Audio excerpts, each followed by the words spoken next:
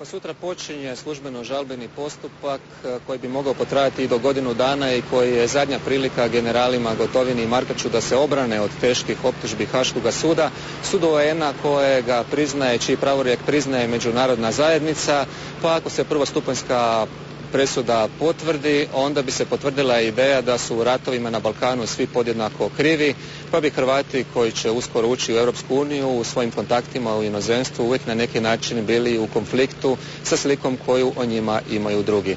Isto tako očekujemo sutra ponovno vidjeti Gotovinu i Markača prvi puta nakon prvostupanjske presude. Sandra? Dobro, hoće li govoriti o zahtjevima obrane Srbiji da dostavi transkripte Vrhovnog savjeta obrane?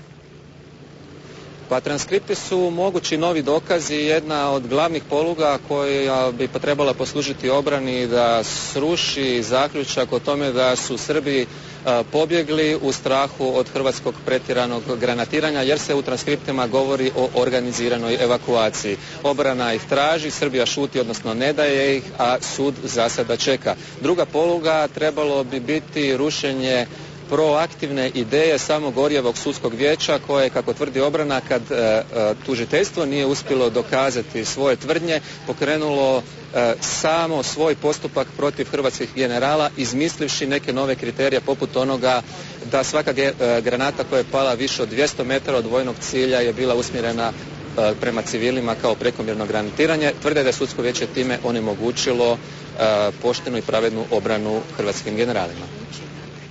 To je činjenično apsolutno točno, međutim to je proceduralna mogućnost koja se žalbenom vijeću dozvoljava postojećim pravilnikom o postupku i dokazima.